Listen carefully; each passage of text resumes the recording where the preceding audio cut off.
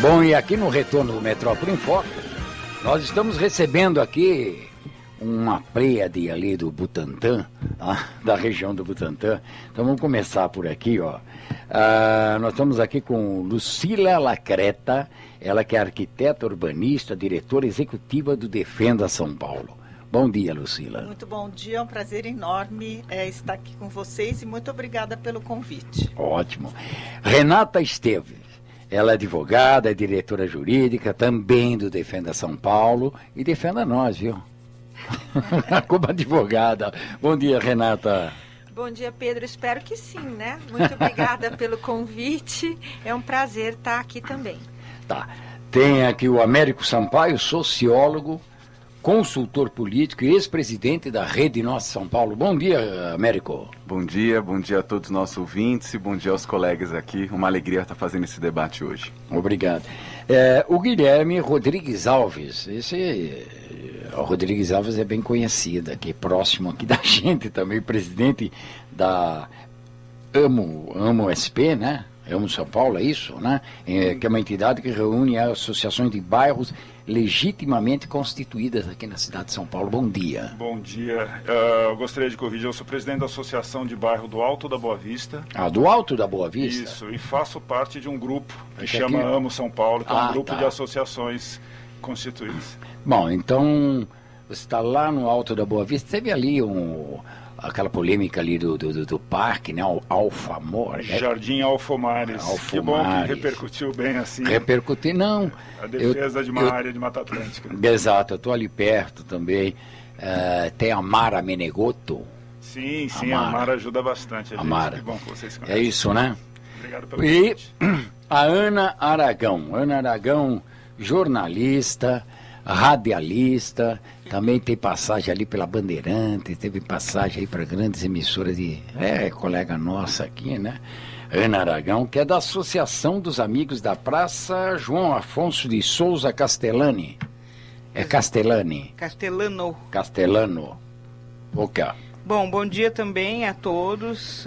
Obrigado pela oportunidade de podermos debater as questões que nos aflige a todos, né, a todos os moradores da cidade de São Paulo, que é a questão do plano diretor estratégico, que está tirando o nosso sono. Sai ou não sai? Só Deus sabe, né? Só depois da pandemia. Só depois. Bom, segunda Câmara, né? Mas aí tem Ministério Público, tem promotor querendo... Tem a população que precisa ser preservada e não pode participar de audiência pública de uma matéria tão importante nesse esquema de pandemia. Inclusive, as audiências públicas, no nosso ponto de vista, elas não se substituem por audiências virtuais, porque a maioria da população, boa parte da população, não sabe como usar essa ferramenta e não tem, inclusive, computadores, nem internet, nem coisa nenhuma. Então, como a Renata depois vai explicar, todo o arcabouço legal aí que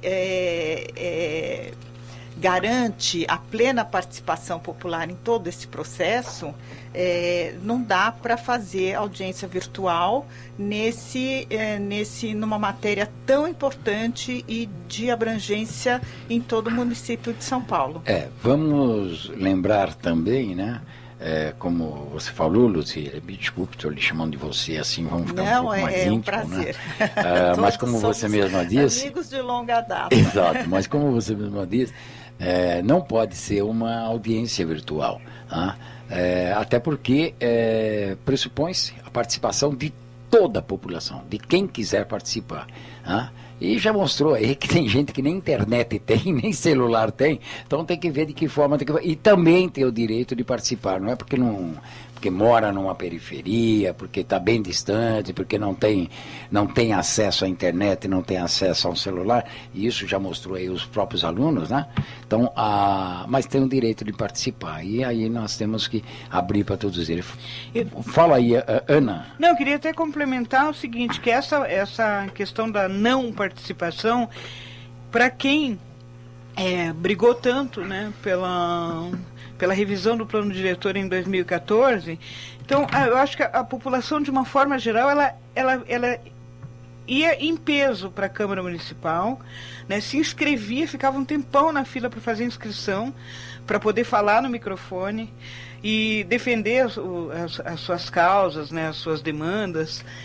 E se você fizer virtualmente, você não tem essa ida das pessoas que não têm acesso à internet e que não teriam essa possibilidade. E eu me lembro até que com certeza as pessoas que eram sorteadas para falar, né, elas, aliás, que tinham um número, né, de inscrição para falar, todas falavam.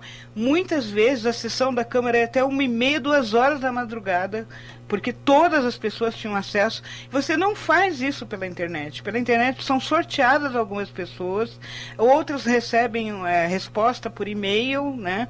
Quer dizer, onde é que você tem participação popular, né, de verdade, presencial, numa coisa tão importante que vai afetar a sua vida, afetar a vida de todo mundo que mora na cidade de São Paulo, sem que ela possa estar lá defendendo e ficar lá até 2 da manhã, não importa, né? Mas e o em peso, isso é uma questão muito importante. E a gente tem visto em todas as audiências que assim, é um número mínimo de pessoas que conseguem se expressar e levar suas demandas, não é? Isso tem acontecido direto, tem um tempo. Acabou o tempo, acaba a oportunidade. Eu só quero lembrar que nós estamos aí na linha, né, Duda, com Rosmari Zenha, ela que é pesquisadora, geógrafa aí do IPT, Instituto de Pesquisa de Ciências e Tecnologia aí da USP. Bom dia, Rosmari. Bom dia a todos e a todas. Agradeço aí o convite da Rádio Trianon, da Ana, e quero dar também um bom dia aos meus colegas que estão hoje aí todos juntos discutindo essa temática do plano diretor. Ótimo. Eu gostaria, se você me permite, Pedro, de situar o ouvinte da Rádio Trianon, porque essa matéria é bem complicada e vamos entender por que nós estamos preocupados com essa revisão. Em 2014 foi aprovado o plano diretor que vigora hoje, e o plano diretor é uma lei que define o futuro da cidade. E esse plano, ele teve uma vigência até 2029, de 2014 a 2029, e como é um período muito longo, ficou definido uma data mais ou menos no meio do caminho, que seria 2021, para fazer uma revisão, para fazer uns ajustes e ver se a coisa estava andando bem ou não. Acontece que ninguém ia prever em 2014 que em 2021, aliás 2020, nós teríamos uma pandemia desse tamanho que virou o mundo de cabeça para baixo. E agora nós estamos nessa situação de pandemia. O plano diretor é uma lei que tem todo um arcabouço legal, desde a Constituição Federal, como eu disse, daqui a pouco a Renata vai explicar melhor isso, que obriga, não é uma permissão da prefeitura, é uma obrigação legal da participação popular. Então, todos os 12 milhões de habitantes da cidade de São Paulo estão convidados e têm a prerrogativa de participar, de discutir, de alterar o que está estabelecido no plano diretor. Só que nós estamos numa pandemia danada e cada vez pior. A situação não está melhorando, está piorando pelos índices de mortandade, contaminação, a coisa vai longe ainda.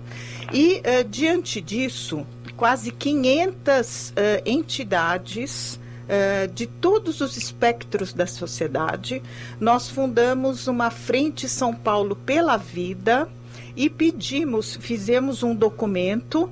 Inicialmente pedimos ao prefeito Bruno Covas uma audiência, mas ele estava muito doente, evidentemente não pôde nos atender. E agora, no dia 27 de maio, nós entregamos ao prefeito Ricardo Nunes uma nova cópia da Frente São Paulo pela Vida, atualizada com quase 500 entidades, solicitando uma audiência com ele e só com ele, porque agora ele é o nosso prefeito, ele é o nosso condutor desse processo todo, que ele nos receba para que nós possamos, em linhas gerais, evidentemente, solicitar formalmente que ele adie essa revisão para um momento de mais segurança sanitária, para não expor a população, tanto no aspecto, se for audiência presencial, quanto na questão das audiências via virtual, pela internet, que a gente acha que não funciona. Exato. Então, nós estamos aí também com a Renata, que pode nos dar aí um pouco mais, umas explicações aí, mas também tem aí o Guilherme e o Américo. Também gostaria de ouvir, vou abrir aí para vocês, fiquem à vontade, vocês conduzam aqui, tá? Eu só estou aqui de ouvinte. Bom, eu concordo com a Lucila, acho que a gente precisa, com certeza, prestar atenção em como está sendo feita... Tem alguma coisa ligada aí? Não? Bom, vamos lá. É uma situação única e ela tem que ser encarada também dessa forma. Eu acredito que as pessoas não estão no momento de, principalmente, ações de movimento social, né, pessoas que são voluntárias, envolver num debate tão importante quanto esse. Então, acredito que não só a atenção das pessoas nesse momento, ela está voltada para um outro assunto extremamente importante, e que não é um momento de se ter essa atenção dividida, sendo que nós não estamos melhorando nesse quesito de saúde sanitária. Então, nós precisamos ter muita atenção como e quais são as atenções que a gente precisa voltar os nossos esforços. Eu tenho certeza que, eventualmente, há discussões paralelas que podem acontecer em relação a partes técnicas, mas para isso também são necessárias informações e que eu gostaria até de dividir com vocês e entender se essas informações são disponíveis, porque eu não vejo que a análise de dados do que aconteceu para poder se fazer uma revisão. Tem inclusive pontos do plano diretor que nem foram aplicados. Então fica difícil você revisar uma coisa que não teve a chance de ser aplicada e que inclusive está num outro contexto, né, de pandemia, de situação social, que eu acredito que o Américo pode falar muito melhor do que eu. Então eu acho que tem uma urgência de se fazer isso porque está na lei, é compreensível, porém, como muitas outras coisas, nesta pandemia, precisam ser ajustadas. Sim. E essa urgência da lei precisa ser avaliada dentro do contexto que estamos. Exatamente. E também se temos todas as informações para fazer isso nesse momento. Se não temos, acho que a gente pode sim, em grupos que estão eventualmente, que são grupos, seja na esfera da prefeitura ou entidades que possam participar, porque não são entidades fragilizadas em relação à pandemia, iniciar conversas estratégicas de como será. Mas acho que o debate em si não pode se dar no meio de uma situação como essa. Ok, Américo, pode explicar um pouco? Não, acho esse ponto ótimo. Eu acho que tem uma questão, pegando o que foi colocado, que é o seguinte: por mais que a lei, como disse a Lucila, tenha colocado um meio do caminho para fazer esse processo de revisão, não existe nenhuma obrigatoriedade para que isso aconteça agora. Absolutamente nenhuma, e acho que isso é a coisa mais importante do nosso ouvinte entender. Por que eu estou falando isso? Se a gente volta no plano diretor passado, sem ser esse que foi agora em 2014, o outro plano diretor, em 2006, a Prefeitura e o Conselho Municipal de Política Urbana aprovaram uma lei, né, o que viria a ser uma lei, adiando em 1 ano a revisão naquele momento. Então, a Prefeitura olhou, deveria ter sido feita uma revisão em 2006, a Prefeitura olhou para isso e falou, olha, acho que precisa de mais tempo para sistematizar dado, para melhorar as análises, levou isso para o Conselho de Política Urbana, o Conselho aprovou, foi enviada uma lei para a Câmara, e a Câmara aprovou em 2006. Exatamente. A Câmara aprovou o adiamento da revisão do plano diretor em 1 ano, porque avaliava naquele momento que precisava ter mais estudos. Então, veja o nível de hipocrisia que vivemos aqui. Porque se em 2006 não tinha a pandemia, tinha condições de ter participação, naquele momento se avaliou que precisava ter estudos mais aprofundados e, de maneira absolutamente tranquila, Prefeitura e Câmara Municipal aprovaram um adiamento de 1 ano para fazer uma revisão com mais qualidade. E aí foi adiado para 2007. Agora, a pergunta é, por que essa mesma Prefeitura e essa mesma Câmara Municipal agora, nesse momento de pandemia, já passamos de 500 mil de pessoas mortas, a Prefeitura insiste em fazer a revisão do plano diretor esse ano? Isso é um absurdo, é um assinte, porque não só a questão da participação, como a Lucila colocou, mas o que o Guilherme também colocou, a gente não vai conseguir prestar atenção no debate do plano diretor, que vai orientar o futuro da cidade até 2029, enquanto a gente está vivendo isso que a gente está vivendo. Então, acho que é muito importante do ouvinte entender. Até porque muita coisa aí vai tirar atenção nesse momento. Sem dúvida caso, nenhuma. Nós estamos falando aí em vacinação, falta vacina, não tem isso. Quer dizer, a população está olhando a coisa para o outro lado. Exatamente. Que é o lado até da sobrevivência, né? E, de repente, isso é o que menos importa nesse momento. Exato, né? Mas acho que isso é muito importante. Sim. Tem sim a referência na lei de que deveria ser feita uma revisão em 2021, mas isso não é escrito em pedra. De maneira absolutamente tranquila, Prefeitura e Câmara Municipal poderiam aprovar uma lei e adiar para o ano que vem de maneira absolutamente tranquila. Inclusive, complementando o que o Américo disse, o vereador Eliseu Gabriel já apresentou um pedido de adiamento, um projeto de lei, já protocolou um projeto de lei do pedido de adiamento para 2023. Exatamente. A Defensoria Pública também apresentou ali, enviou ali para a Prefeitura uma recomendação para que se suspenda aí a revisão do plano diretor nesse momento aqui, né, que é mais ou menos o que o Américo disse aí, é um momento que não se pode discutir isso, até porque vai deixar passar muita coisa, né? Então, se vocês me permitem, eu sei que o advogado é sempre muito chato, né? Não, o advogado é sempre necessário. Mas né? a gente... Mas só lembrar que está com a Rosmari na linha, que ela está lá, mas depois ela fala. Não, então vamos esperar a Rosmari falar, depois eu... Tá. Rosmari? Oi, pois não, gente. Você está de ouvido aí, agora você pode dar aí. Prestando uma super atenção. Ok. Você quer falar alguma coisa agora no momento? Porque aí eu vou passar aqui para a doutora Renata, okay. Já que ela me chamou de seu Pedro.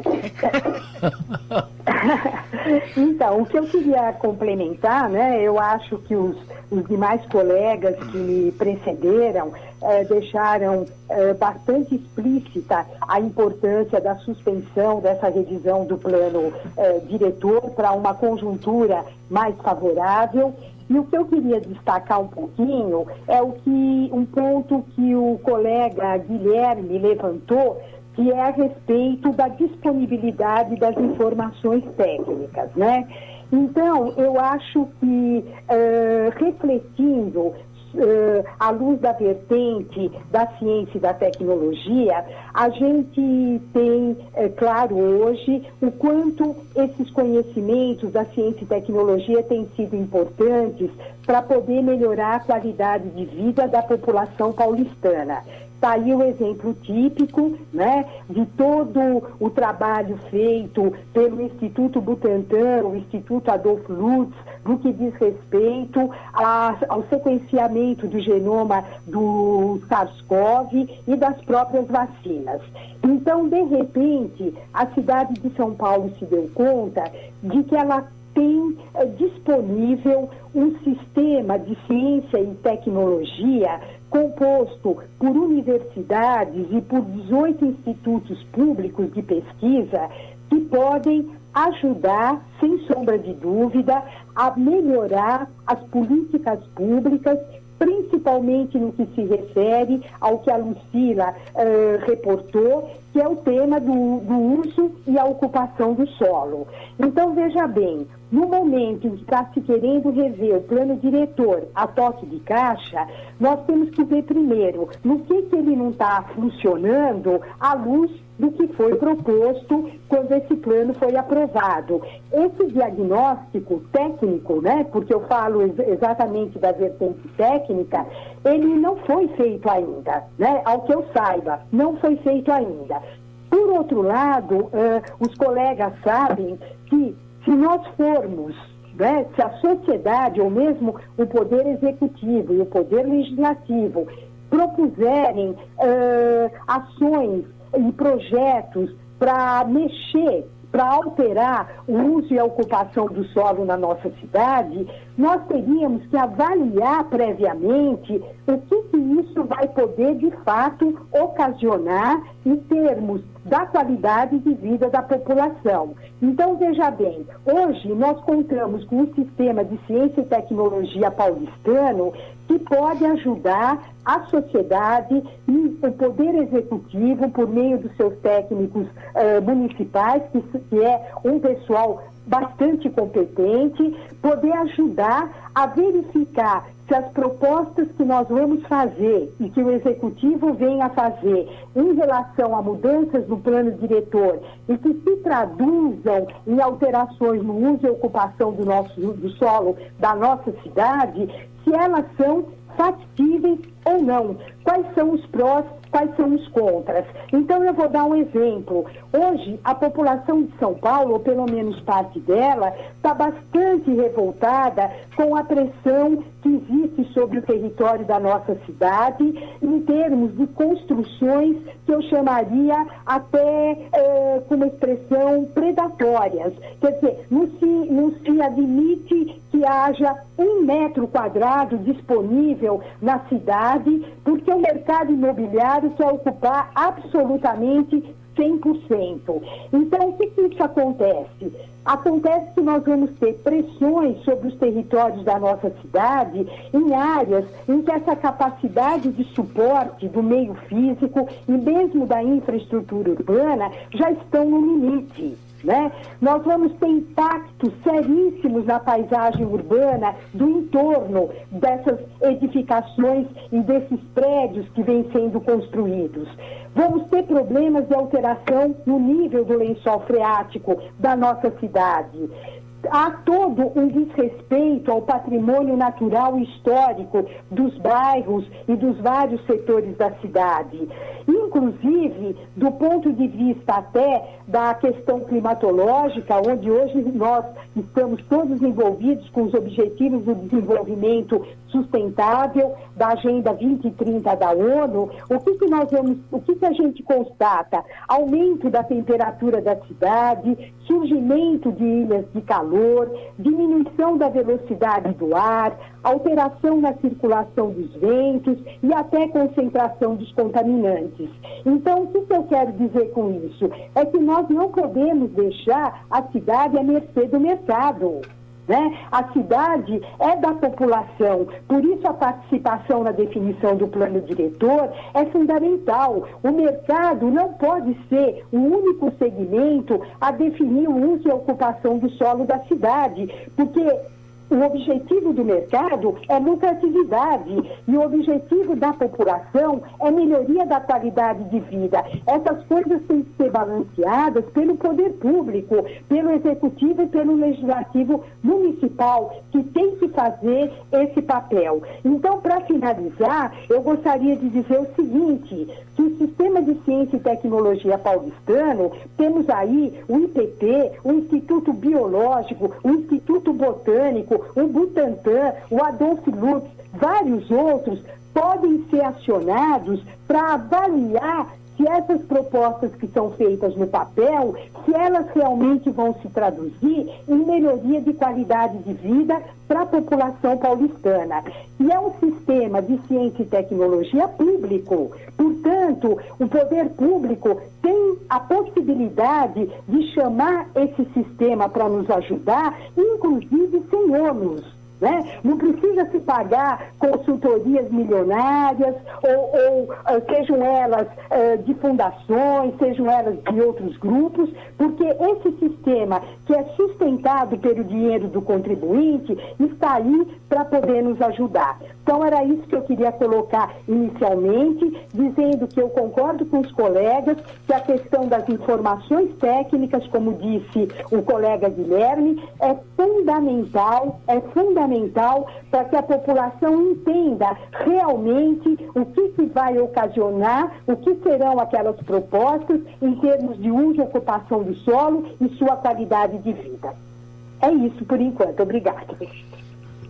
Então eu vou passar agora aqui para a doutora Renata, né?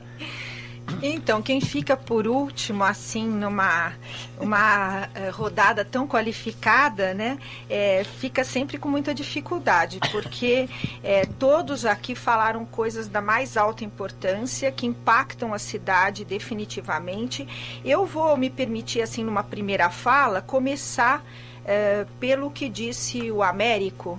É importante saber que o gestor público, pelo visto na época, tinha uma compreensão da nossa Constituição muito diferente do que aparentemente tem o gestor público hoje em dia. E isso lamentavelmente, porque à medida em que a Constituição foi sendo posta em prática, era de se esperar, e a nossa Constituição é de 1988, para lembrar, era de se esperar que as práticas fossem melhorando e não piorando, não é? Não é de se esperar um retrocesso, mas um avanço. E por que eu digo isso? Porque a nossa Constituição, ela é conhecida como a Constituição cidadã, né? Para quem tem esse contato com a Constituição. Pelo menos foi isso que Ulisses disse, né? Então, a Constituição cidadã. E por que a nossa Constituição é conhecida como a Constituição cidadã?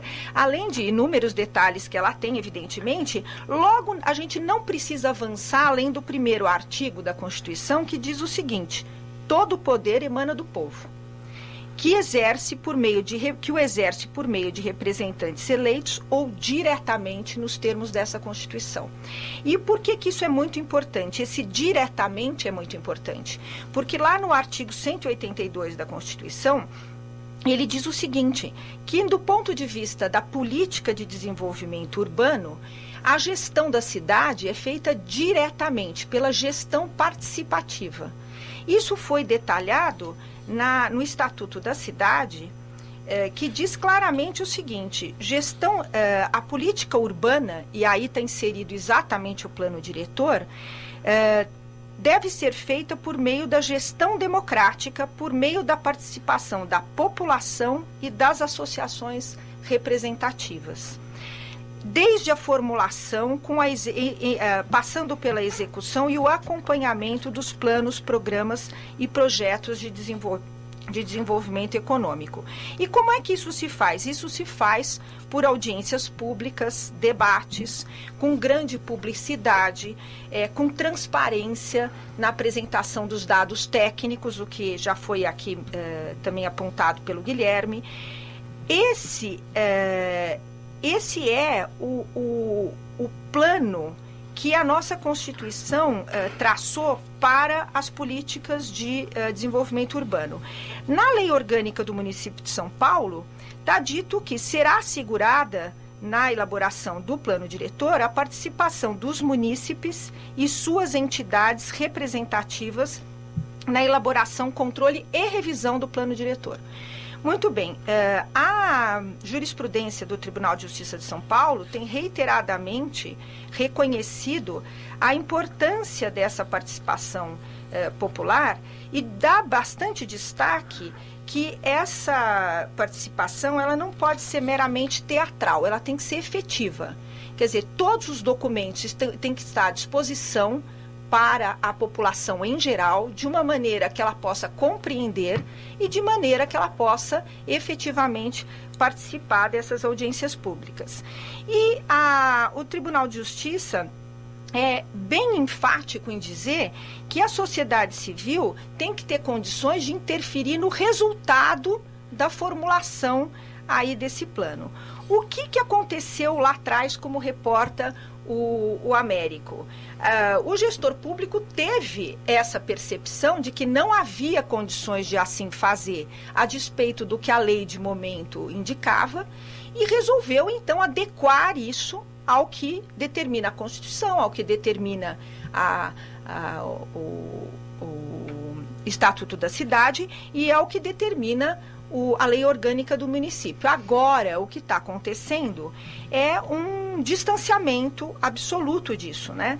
Quer dizer, nós estamos vendo uma grande insistência da administração municipal em pôr para frente a todo custo essa revisão numa época em que, como disse já a Lucila, disse o Guilherme, disse a Ana, a população não tem condição de participar, o que foi colocado nos termos dessa carta, que foi informada pela Lucila, subscrita por 500 entidades praticamente, dizendo simplesmente o seguinte: nessa época de pandemia, não há condição de participação da população, e colocando um dado técnico muito importante.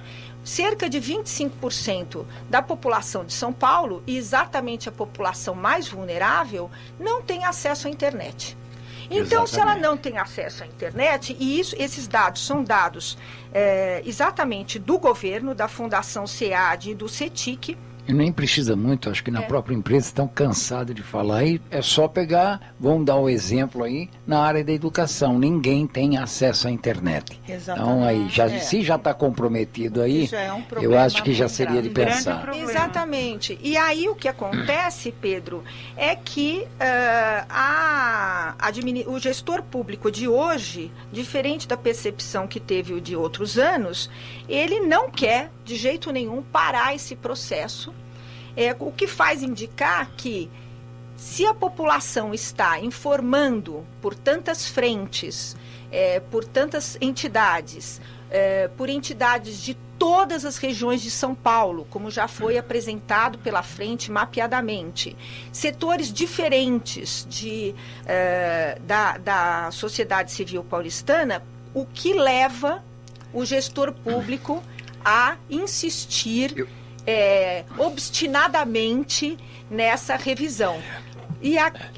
Não, o que eu ia falar, longe de mim querer tomar seu lugar como advogada, então vamos lá. Só para falar uma coisa, o Ricardo Nunes, né, é o gestor público, é o representante da cidade, ele assumiu agora. Eu não sei, ele já tem uma experiência pelo menos de 8 anos como vereador, sabe ali como é que é o trâmite daquela casa do Legislativo. Pelo menos deveria enviar alguma coisa para a Câmara para suspender isso aí, né? Não sei se ele teve tempo, mas está aí, ó, fica aí pelo menos a deixa aí, né? Que já que ele está querendo agora mostrar a marca, né? Da Prefeitura de São Paulo, e mostrar a marca, né? Ele quer se desvincular um pouco a gestão Bruno Covas. Eu até acho que ele respeitou um pouco, estamos lá um mês, sabe, não se mexe em nada, mas eu acho que vai começar a mexer. Então é o momento para se fazer isso, né? Ouviu aí o clamor da população, por que não, né? Ó, quero só lembrar uma coisa, 33, esse número de 33 é meio cabalístico, né? Porque 33, idade de Cristo, mas hoje está se completando 33 anos, hoje se comemora 33 anos da fundação do PSDB, dia 25 de junho de 1988 foi fundado o PSDB. Então, nós estamos aqui no aniversário do PSDB, né? E quem sabe, né, a gestão que vem do PSDB não tem essa sensibilidade toda para tocar o negócio. Aliás, vamos apelar um pouco aí pelo lado emocional, vai. Como presente de aniversário para a cidade, acho que o PSDB poderia fazer um projeto de lei, né? Já que tem um grupo de partidos que suportam o atual prefeito Ricardo Nunes, o PSDB está incluído aí, podia dar esse presente para a cidade, apresentando ou reforçando, assinando o projeto de lei que já existe na Câmara, de iniciativa do vereador Eliseu Gabriel.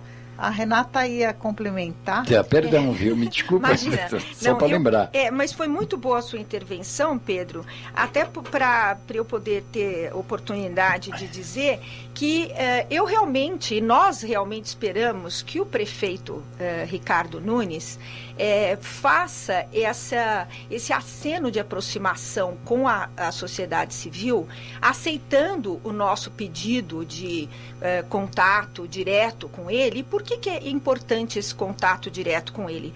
Ontem houve uma reunião do Conselho Municipal de Política Urbana, que é presidido pelo secretário Municipal de Urbanismo e Licenciamento, atualmente no cargo, o secretário César Azevedo.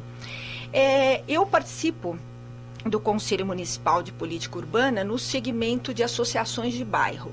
E foi realmente uma reunião de grande perplexidade.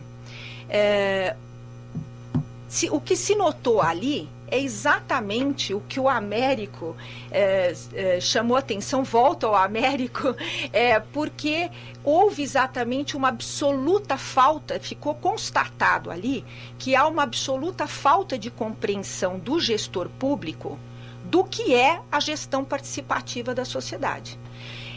Nessa reunião aconteceu o seguinte: o Conselho Municipal de Política Urbana, ele tem representantes do governo e representantes da sociedade civil, não é? Houve um absoluto silêncio dos representantes do governo e houve uma grita geral da sociedade civil, geral, absolutamente geral, todos no mesmo sentido, segmentos muito diferentes da cidade, habitação popular, segmentos de bairro, enfim, representações diferentes da sociedade civil, todos numa grita geral, para que a revisão do plano diretor fosse adiada, exatamente no sentido, não vou repetir o que já falaram aqui os meus colegas.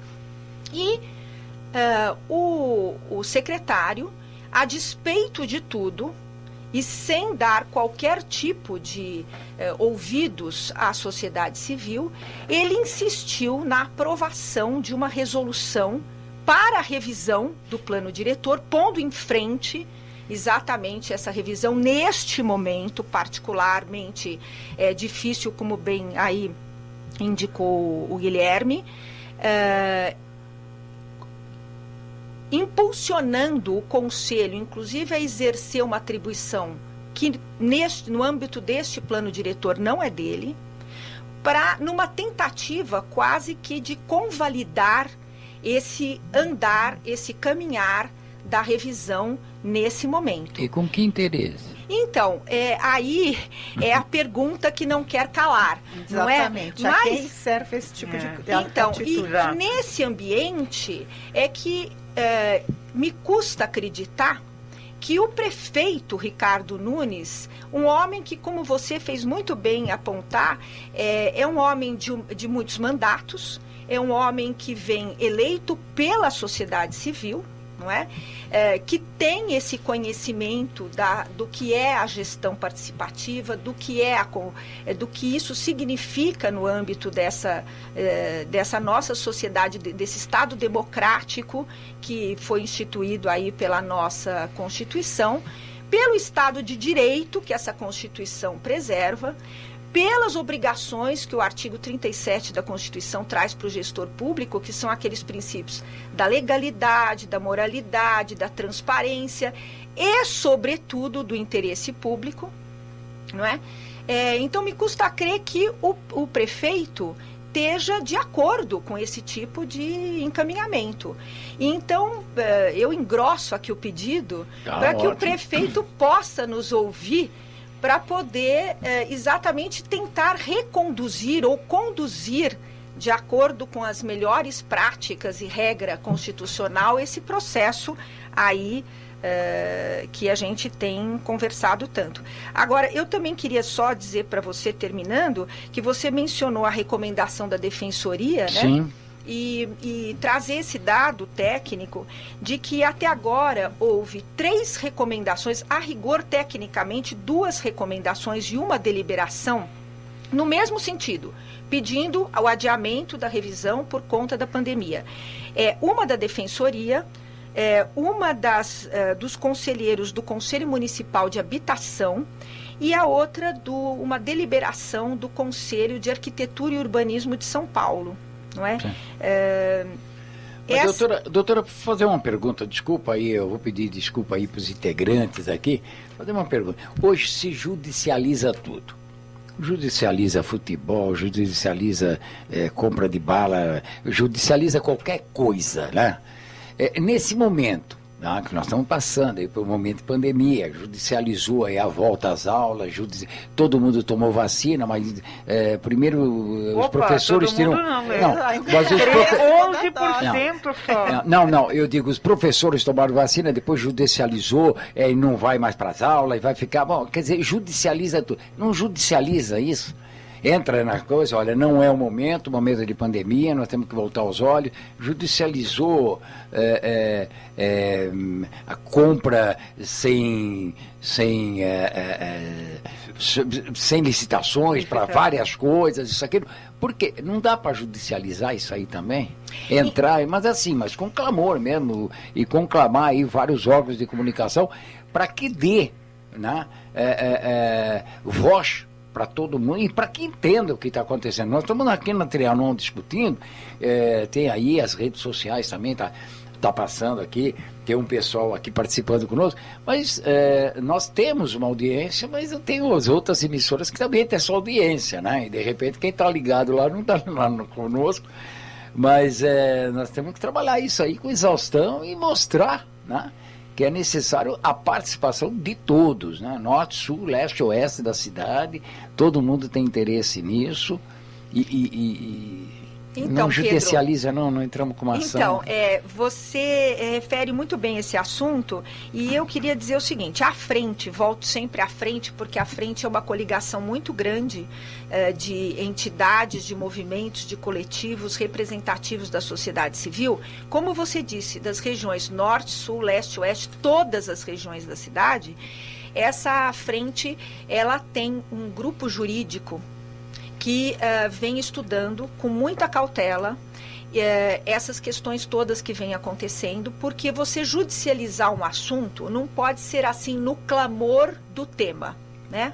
A judicialização exige uma consistência, um cuidado especial para poder levar ao judiciário elementos consistentes que possam mostrar o que aquele assunto tem de importante a exigir uma decisão judicial. A frente também tem tentado, de todas as maneiras, resolver isto com o Poder Executivo, que é, de momento, quem está à frente dessa revisão. Porque a revisão é alguma coisa que começa por iniciativa do Poder Executivo e aí tem um trâmite obrigatório de acordo com todas essas regras aqui que eu mencionei. Então, não se desistiu ainda de poder pôr isso nos trilhos, porque o que acontece aqui com São Paulo é que essas insistências aí, sobretudo da Secretaria Municipal de Urbanismo e Licenciamento, tem tirado totalmente o tema dos trilhos. E a nossa esperança é que o prefeito possa, como mandatário, porque ele é o mandatário, não é? O mandatário não é o secretário é simplesmente indicado pelo mandatário, mas ele não é o mandatário. Então, há uma tentativa aí de se conversar com o mandatário para ver se é possível, por uma maneira não judicializada ainda, colocar esse assunto nos trilhos. Se não for, há sim um preparo desse grupo jurídico, que já começou, já tem algum tempo, para estudando esse tema da melhor maneira possível. Eu gostaria de complementar o que a Renata disse. Por que tem tanta judicialização? No meu ponto de vista, é porque o executivo e, eventualmente, o legislativo não estão cumprindo com sua prerrogativa constitucional, que é atender o interesse público e coletivo. Tá certo. É o interesse público e coletivo que tem que ser prioritário. Como a Renata falou, a Constituição é clara, o poder emana do povo. E em nome dele tem que ser exercido. Então, se há desvios, aí apela-se para o judiciário, que são os juízes que vão decidir esses embates. Mas eu acho que o executivo tem que voltar a atender os interesses coletivos. E aí não tem judicialização. É justamente por isso que queremos conversar com o novo prefeito Ricardo Nunes. Bom, fica aqui o convite. Eu vou passar aí para o Guilherme, né, mas só lembrar aí, eu falei da Mara, a Mara Beatriz Menegoto está aqui conosco também, o Raul Machado, Raul Machado é um colega também, um jornalista, e ele é da Rádio Capital, então outra emissora, não é que ele está ligado aqui, mas é bom, Raul, fica aí a dica para você levar também, aí sirva-se aqui, vamos fazer um bem bolado aqui, por favor, apresenta o pessoal, você leva também lá, é mais um canal de comunicação, né? Lucy Mendonça, ela que também é jornalista, da região lá de São Mateus, ela tem um veículo de comunicação naquela região de São Mateus, isso é muito bom, porque nós estamos falando aqui da Avenida Paulista, e lá no extremo leste da cidade já tem gente aí, e de repente está aí, Lucy, se você puder colocar a pauta aí no jornal também, vamos discutir, vamos trazer a sociedade, vai ser muito bom isso aqui para nós, e aí, depois eu vou dando aqui o nome dos outros, mas eu vou passar a palavra aí para o Guilherme. Obrigado, Pedro. Há umas semanas atrás, eu tive a oportunidade de participar de uma reunião junto com o secretário, e justamente algumas das posições que a prefeitura toma é que eu quis entender melhor. Uma delas é como ela vê essa recomendação da Defensoria Pública. E ela, no relato da Defensoria, ao final, ela indica que poderia ser feita qualquer outra situação que não a participação democrática nesse momento. E então o secretário se põe nesta situação onde que a participação democrática só aconteceria no momento pandêmico de acordo, né, onde estaria sido resguardados todos os direitos da população em se envolver e participar. Porém, acho que os dois pontos, não só o que estaria acontecendo até lá e quando realmente, qual é como as fases que o governo indica o que se pode ou não fazer, quando que seria isso?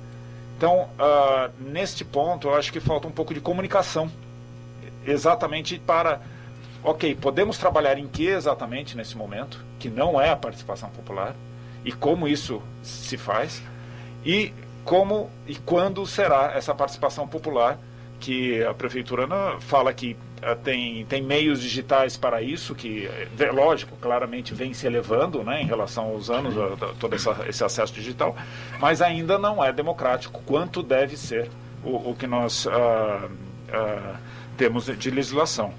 E o outro ponto é sobre a urgência, né, que a própria prefeitura diz que é necessária, como destravar a cidade e fazer com que a cidade tenha um crescimento econômico devido à pandemia, para justamente, né, acalentar as pessoas que não têm essa dinâmica financeira nesse momento por causa da pandemia. Porém, no caso da indústria imobiliária, o próprio Celso Petrucci, que ele é economista-chefe do Secov, declarou em janeiro que o resultado nos últimos 2 meses nunca foi tão bom. Exato. São 59,4% acima dos anos anteriores. Ou seja, o setor imobiliário está muito bem, obrigado. Então, assim, não é por causa da economia Exato. que se deve pensar numa urgência de fazer essa revisão nesse momento. Mas só é bom para o setor imobiliário. Essa que eu acho que é a questão. Só é bom para eles.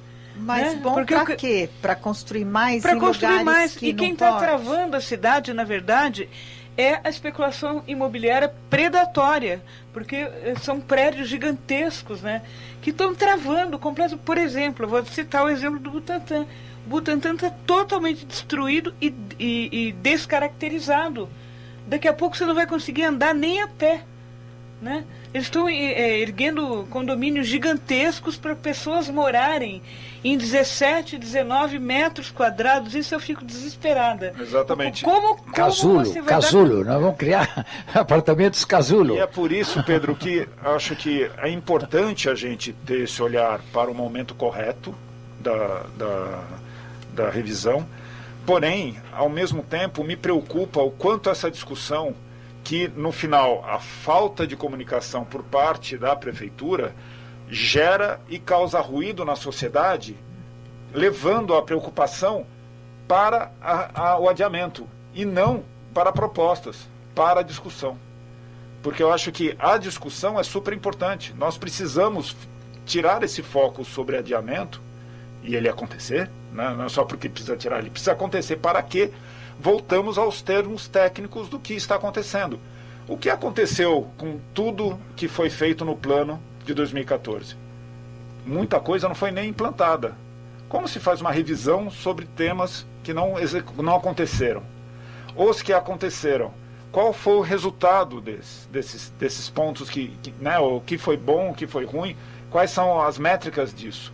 E pior, mesmo havendo essas métricas, numa situação pós-pandêmica, onde prédios inteiros estão sendo entregues por empresas que, né, os coworkings, né, não tem mais razão de ser, porque as pessoas estão trabalhando de casa.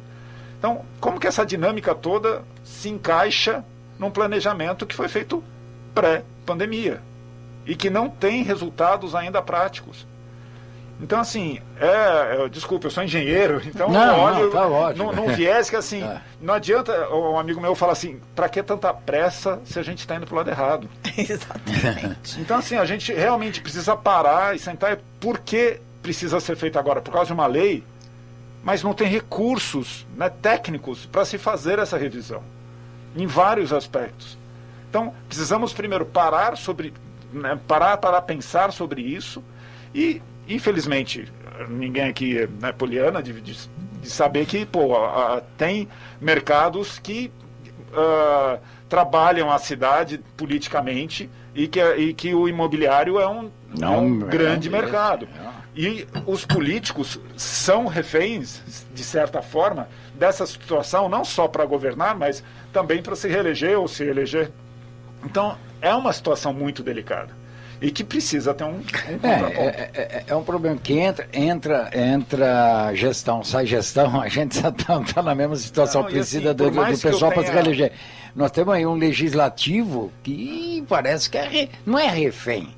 Não tem ninguém refém ali, porque ninguém é bobinho. Né? Não, então não podemos falar refém. Estou ali para trabalhar para alguém. Refém somos nós, né? Exatamente. E por mais que nós estamos... O pessoal é refém, não. Por mais que essa gestão não é uma gestão que às vezes pode até ser, né, mais predatória, que tenha problemas muito graves, eu acredito que todas as gestões têm os seus pontos e os seus interesses. E neste ponto de fazer uma revisão, tem contatos com setores como o imobiliário dentro do período da gestão muito importante. Ou seja, se deixa para 2023, interesses políticos também mudam. Ou, se não acontecer em 2023 e acontecer na próxima gestão, também não vai ser tão confortável para a gestão atual. Então, assim, é claro que a gente tem que entender isso, mas eu acho que é super importante sentar e discutir. Nós estamos num momento novo, né? Ninguém esperava por isso, se nada disso acontecer. No bloco passado eu te falei aí que eu quero abrir agora aí para o Américo Sampaio aí, também falar alguma coisa. A Lucília Lacreta e a Rosmari Zenha, para não errar, hein? Tá aqui na nossa linha também. Então vou abrir aí, Américo, fica à vontade. Obrigado, Pedro. Bom, eu acho que pegando o gancho do último bloco, por que então, né?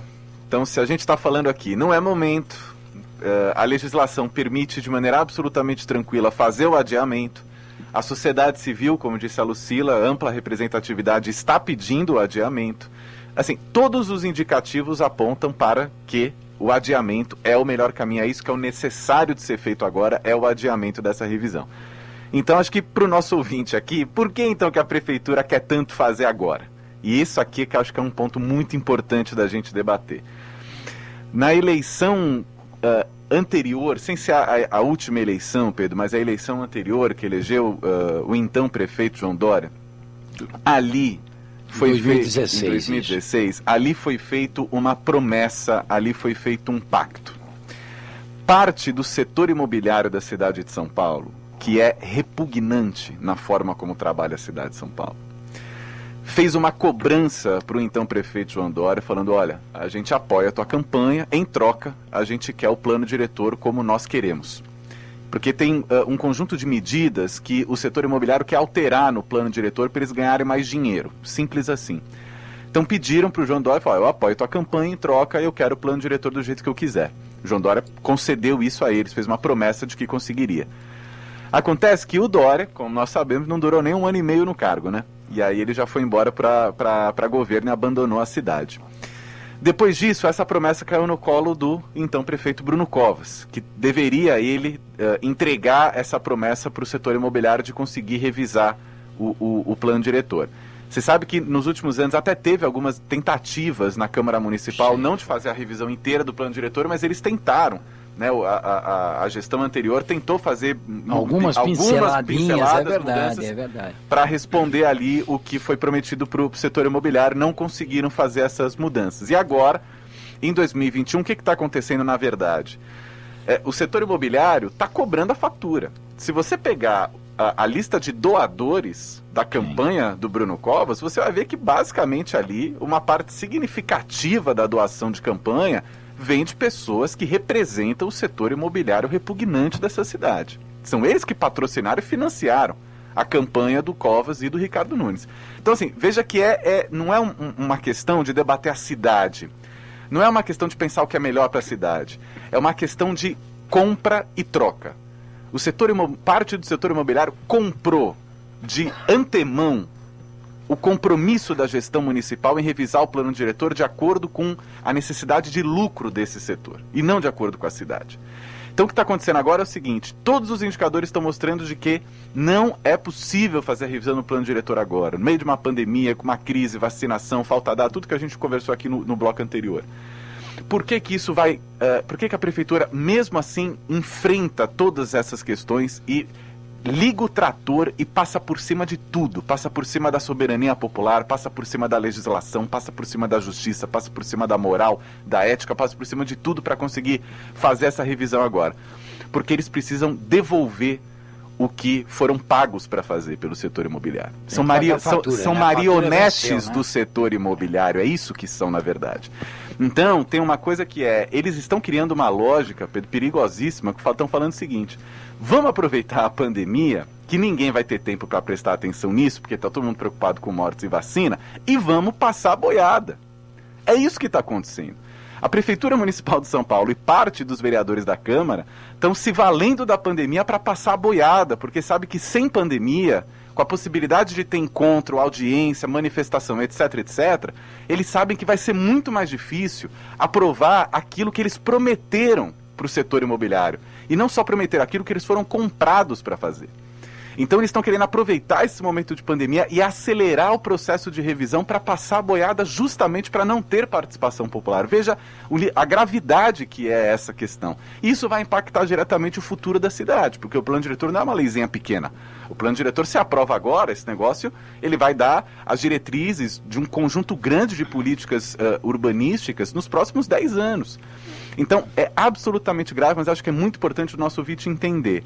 Tem uma lógica que é de compra de compromisso. Parte do setor imobiliário comprou o compromisso da gestão municipal e de alguns vereadores de revisar um plano diretor para aumentar o lucro dessas pessoas. Se não tiver pandemia, se puder ter audiência pública de verdade, debate de verdade, manifestação, encontros, vai barrar o processo. Eles não querem. Então, estão usando a pandemia para passar a boiada, o que é inadmissível. Bom, você tem toda razão. Aí que tentaram passar lá na Câmara algumas coisas. Tanto é, olha, algo que pode até parecer assim pequeno, né? Que foi aquela flexibilização ali sobre você pode mexer na poda, a remoção de árvore. Por quê? E eu estou falando isso porque se você pegar aquela região um pouco ali da Chácara Santo Antônio, é a bola da vez. A Chácara Santo Antônio é a bola da vez. Então, todas as regiões são a bola da vez agora. Mas 4, eu estou falando ali de uma região que eu conheço, se você pegar 4 sobrados ali, que tinha aqueles quintais grandes ali, com árvores, uma série de coisas, as construtoras compraram, e como pode ter o remanejo, essa daqui não, é uma árvore que está doente, isso aqui, eles foram simplesmente tirando tudo, Saracura, dali, rapadura, daquele momento, rapadura. a rapadura, mas a rapadura é por causa do metrô, né? Sim. Aí eu estou falando de áreas particulares, né? E que isso foi aprovado na Câmara, por quê? Porque era uma forma da construtora comprar ali e já começar a limpar a área e deixá-la quietinha ali esperando o plano revisor, a revisão do plano diretor. Já começou por aí. Isso daqui é alguma coisa que já vem um pouco lá atrás, né? Já vem desde 2017.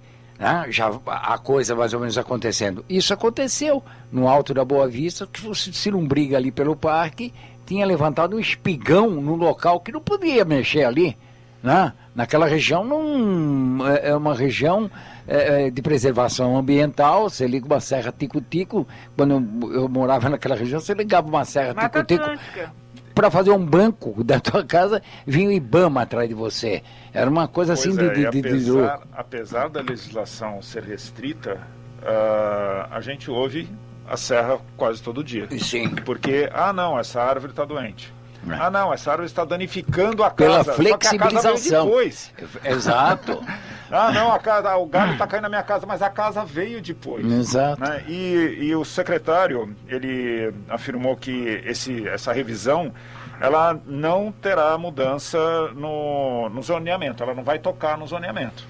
Porém, ela vai, sim, permitir o adensamento e a verticalização no centro expandido, nas zonas mistas e de centralidade. Isso é zoneamento. Total. Pois é o zoneamento. Ou seja, não vou engravidar ninguém, só ter 2 ou 3 filhos, mas não vou engravidar ninguém. Gente, assim, eu concordo que a gente precisa otimizar o que não está sendo utilizado.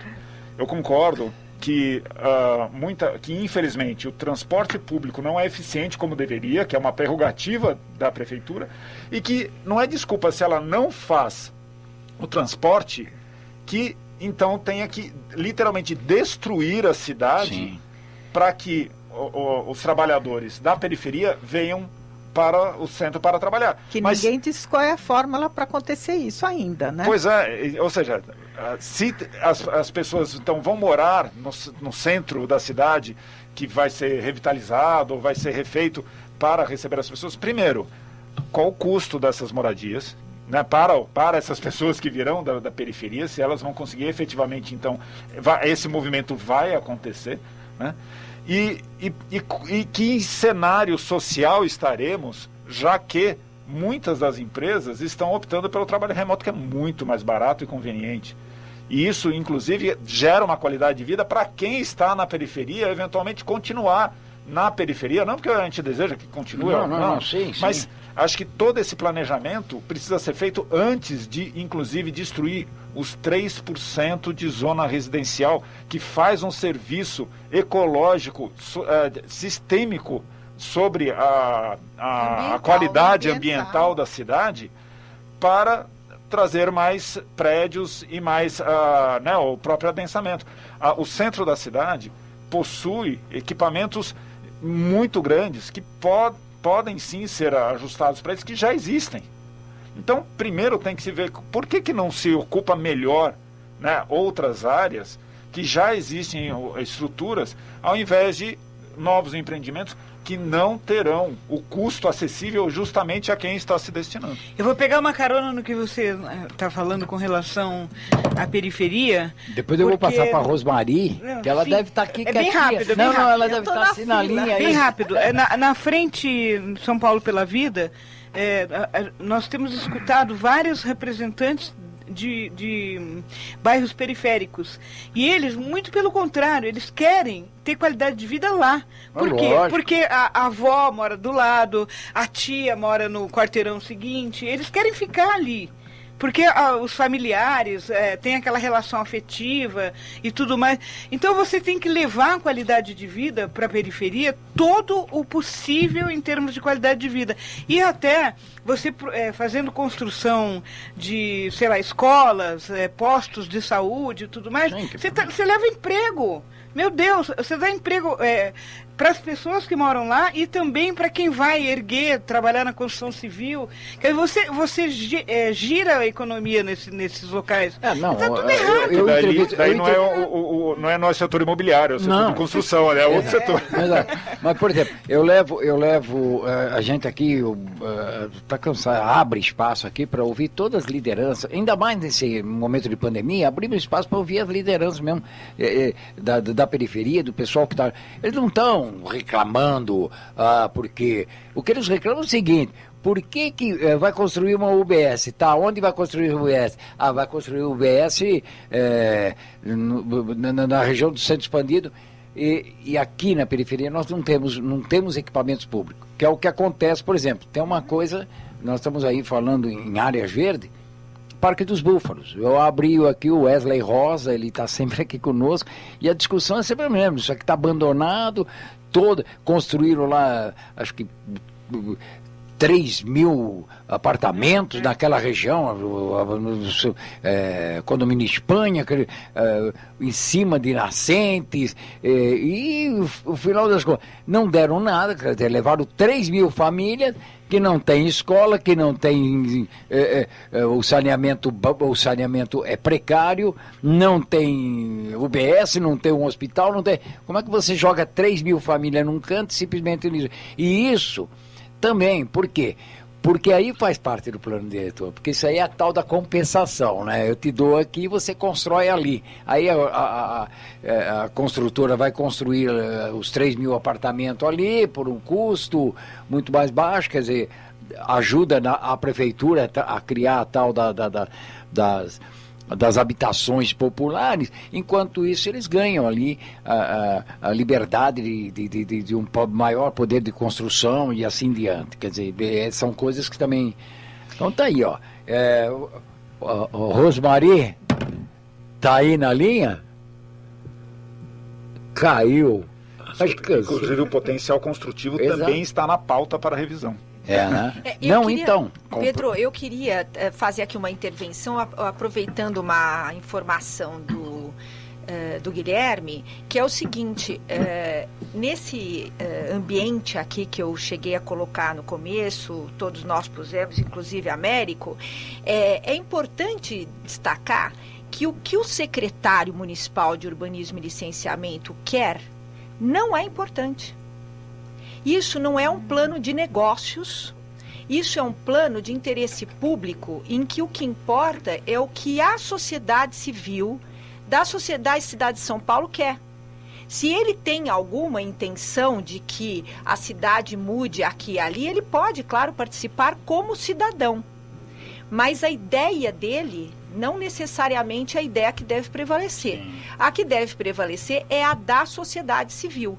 Então, vir dizer que tem que adensar, tem que fazer isto ou aquilo, precisa primeiro ele, como gestor público, submeter a população para saber se é isso, se essa proposta dele, a população aceita. Se ela não aceitar, não é esta proposta que deve seguir. O que é importante é que o gestor público entenda, compreenda e assimile que o que ele tem que zelar é pelo interesse público, não pelo interesse particular dele ou do grupo que o fez chegar lá. E nesse sentido, eu queria dizer que a Rosmary falou uma coisa muito importante a respeito da capacidade que os institutos e as organizações públicas têm para fazer os estudos necessários que o Guilherme mencionou de começo, né? Que, na verdade, agora foram contratados com dispensa de licitação com uma fundação que chama FDTE. E é muito curioso ver que na justificativa que o secretário municipal de Urbanismo e Licenciamento dá para dispensa de licitação dessa empresa, contratação com a dispensa, num determinado ponto ele diz o seguinte: olha, precisamos contratar porque o funcionalismo público não pode fazer esse serviço por causa da pandemia.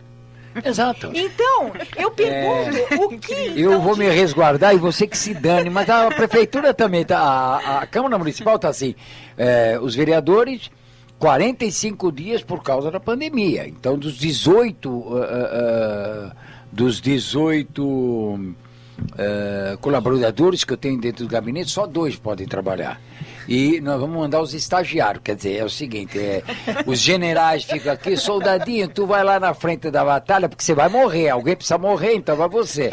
Então é mais ou menos isso. Então, aí foram lá e botaram mais 45 dias, só que você vê todos os vereadores na rua já fazendo campanha para o ano que vem. Então, eu queria entender a lógica. Dentro do gabinete você não pode ficar porque você corre o risco de se contaminar. Mas na rua você pode distribuir cesta básica, manter o teu curral eleitoral, porque ali não tem problema. Então, e nesse sentido é que eu queria fazer exatamente uma pergunta, uma colocação semelhante. O que faz se supor, na compreensão da pessoa comum, até não precisa ser técnico, que o funcionário da prefeitura não pode fazer o serviço por causa da pandemia, mas o funcionário da FDTE pode? É mais ou menos isso. Com custo de 3 milhões e 300 mil reais da prefeitura. Sim. Né? Sem licitação. Então, é justamente, tudo é sem licitação. Pessoal, eu estou em cima da hora, eu vou só pedir aí para vocês fazerem uma consideração final, mas já abrindo espaço para a gente voltar aqui e continuar discutindo. E olha, eu enviei aqui as mensagens aqui para os órgãos públicos aqui, para o SECOM da Prefeitura, Secretaria de Comunicação da Prefeitura, não responderam ainda, eu enviei, mas eu quero ver se num próximo encontro a gente pode trazer aqui, sei lá, pelo menos a palavra do prefeito. Né? Seria muito até bom. Até porque... Eu também mandei mensagem convidando. Mas também. Aí vão falar que está com problema de agenda. A agenda já está lá. E aí, quem sabe, o presidente da Câmara Municipal, certo? Até o presidente da Câmara Municipal, que tem esse poder, é o senhor Milton Leite. Não precisa. Não. Milton Leite eu gostaria de ter, okay? Até porque ele pode levar isso aqui, ele pode colocar em pauta, assim que o prefeito mandar nessa sugestão, ele pode colocar urgentíssimo ali para se votar rapidamente aí Você diz o projeto de lei do Eliseu do projeto Gabriel. de lei do executivo, até do Eliseu Gabriel, por que não? E votar aí o mais rápido possível esse adiamento do plano diretor no momento, né? E discutir de que forma vai fazer. Vamos adiar para o ano que vem? E se ano que vem a pandemia estiver do mesmo jeito ou piorar? Bom, Então já vamos pensar de que forma nós podemos fazer. Vamos fazer microcélulas em várias regiões de São Paulo, vai discutindo um pouco aqui, um pouco acolá, e vamos trazer esse bolo, vamos discutir mais alguma coisa tem que ser feita. Então aí, ó. Olha, eu vou deixar aqui rapidinho, é 10 segundos, não é nem 30, agora é só 10 segundos, porque nós estamos em cima da hora ali, ó, 10h54. Bom, muito obrigada, Rádio Trianon, pela oportunidade de nós expormos o lado da população, que é a maioria, mas não tem voz, praticamente não tem voz, e esperamos que chegue aos ouvidos do mandatário da cidade, o senhor Ricardo Nunes, que é atual prefeito. Muito obrigada. Certamente, obrigado, Lucília Creta. O Renata Esteves, muito obrigado mesmo, doutora Renata Esteves, já que me chamou de senhor. Olha, Pedro, eu agradeço aqui a oportunidade e de ouvir, assim, como eu disse, pessoas tão qualificadas. Eu queria, na linha da Lucila, apelar para o prefeito Ricardo Nunes e para o espírito público que eu estou confiante, e nós estamos confiantes que ele tenha, para receber a sociedade civil, escutar e acatar o que a sociedade civil quer para a nossa cidade. Certamente. Américo! Só agradecer, Pedro, agradecer à Rádio Trianon pela oportunidade, pela coragem de fazer esse debate, mostrando o lado da sociedade, agradecer aqui os colegas e amigos, e espero que, de fato, os ouvintes da Rádio Trianon tenham, enfim, obtido aí mais informações, análises, porque hoje aqui a gente falou a verdade, Pedro. E quem está mentindo, no caso, é a prefeitura. Então hoje foi muito importante o debate, porque foi um debate sobre a verdade do que está acontecendo. E espero que a gente tenha contribuído aí para os nossos ouvintes acompanharem a discussão. Obrigado. Obrigado. Guilherme? Obrigado pelo convite. Eu só gostaria de deixar um recado que quem se interessar pelo tema e quiser entrar em contato com o Defenda, o site defendasaopaulo.org.br, quase 30 anos defendendo a cidade. E também se for uma associação de bairro que participe da amosp.org.br. Muito obrigado. Ana? Muito obrigado a todos pela participação. Né? Nós vamos continuar aqui na expectativa. Obrigada. Bom, e fica aqui, novamente, estou reafirmando aqui o convite para que venham aqui tantas vezes quanto for necessário. Nós temos que discutir a exaustão. Afinal, está aqui atrás, né? Nós temos que discutir a cidade que queremos, e eu vou colocar aqui, toda vez eu falo isso, e mais importante que discutir a cidade que queremos é discutir a cidade que nós não queremos. Exatamente. Isso, é verdade. Exatamente.